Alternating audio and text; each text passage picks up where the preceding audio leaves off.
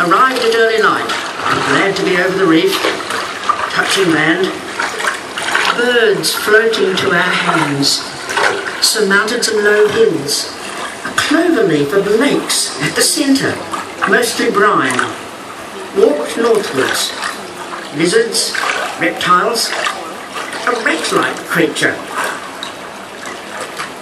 Returned to the ship after 3 days, the Southland hazy in the morning sun.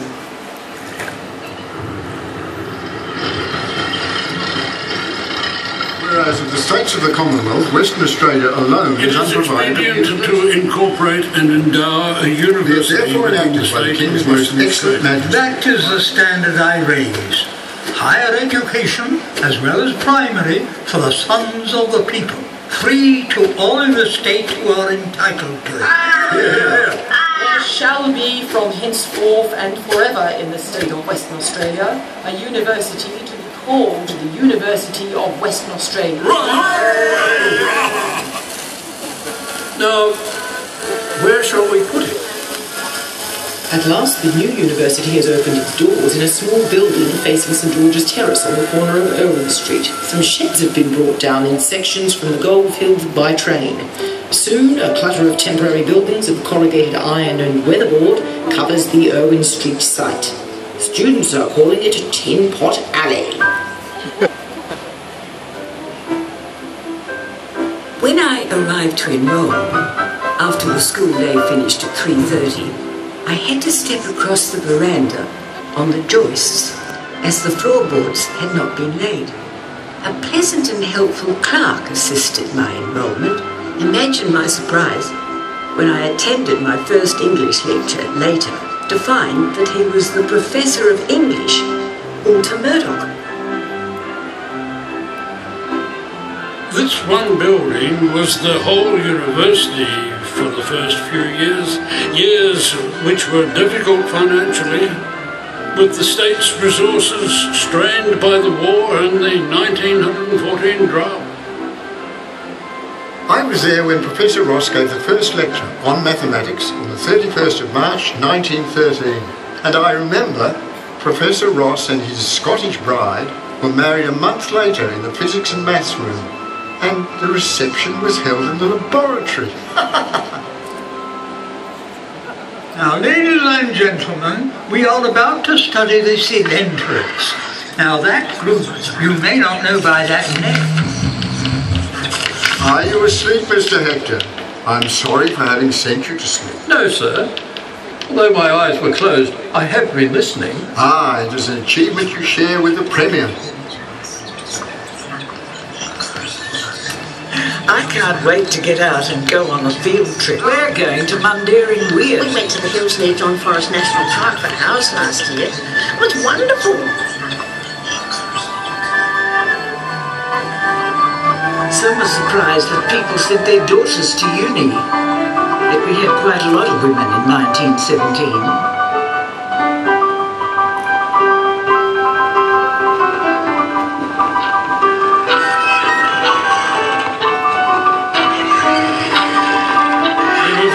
Appreciative, and we sang the old songs with tremendous aplomb. We were young, enthusiastic, and at a free university, the only one in the British Empire. And here motion do by these presents grant and demise unto the university for the term of 999 years, yielding and paying therefore to us, our heirs and successors, 1 peppercorn of yearly rent on the 25th day of March in every year.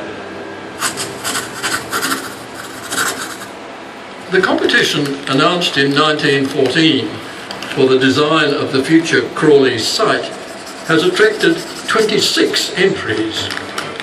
The Chancellor's Prize for the design of the Crawley campus will go to Man of Ideas, Harold Desborough and Ian. The first designs were drawn up during the 1920s, but that was only the beginning. Since then, the campus has continued to evolve and grow more beautiful every year.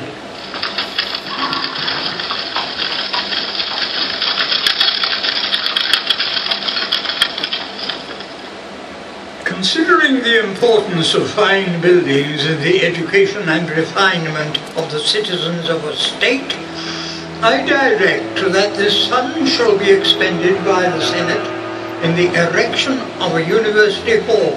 And as I desire to have my name associated with it, I suggest to the Senate that it be called the Winthrop Hall.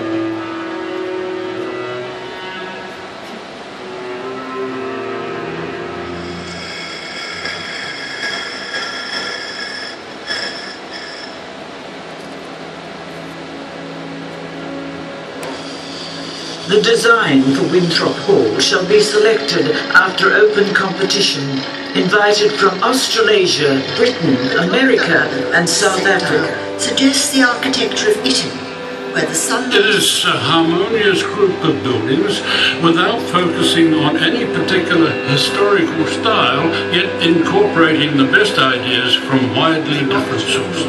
Binding together the wall spaces between the tall windows has its foundation in the beautiful nucleus was developed, rationalised and adorned in a way as to make it one of the most truly beautiful buildings in the world.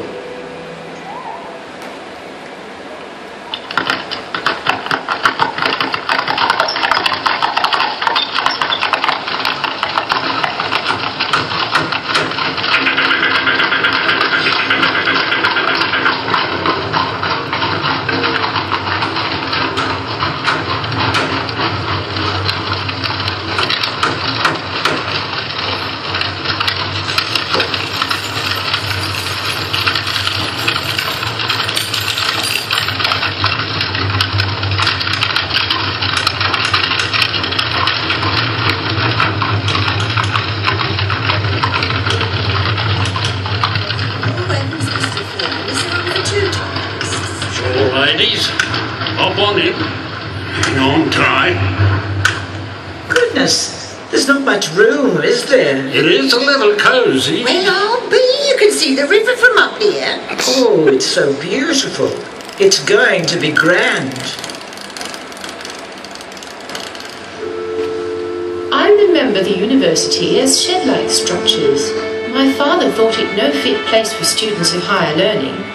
Now, in this fair building, we see the realisation of half his dream.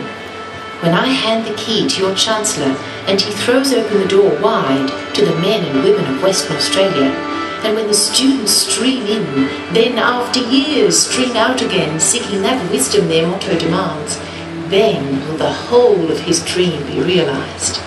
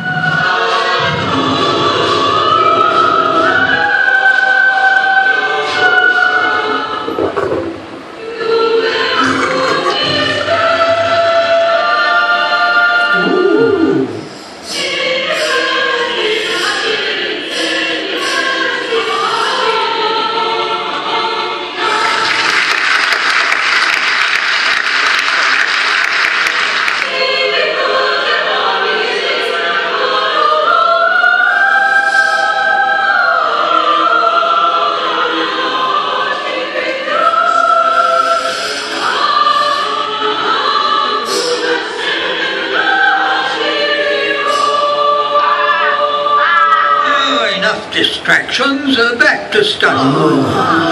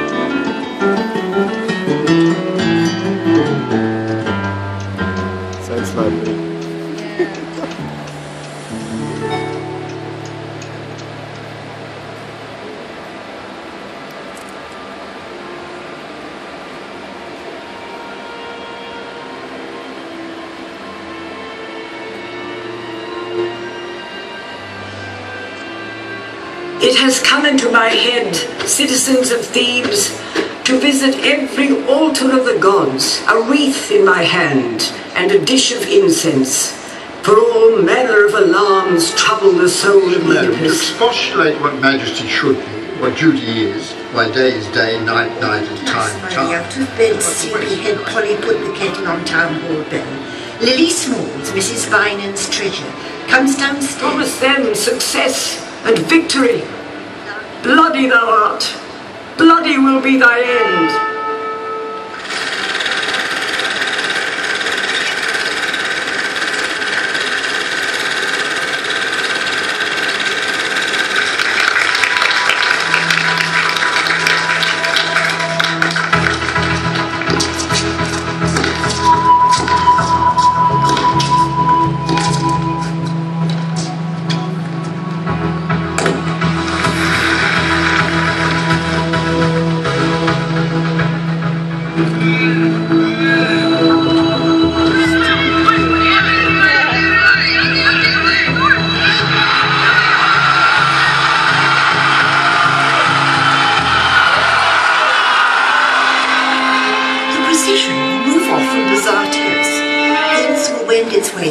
Street, Barrack Street and St George's Terrace.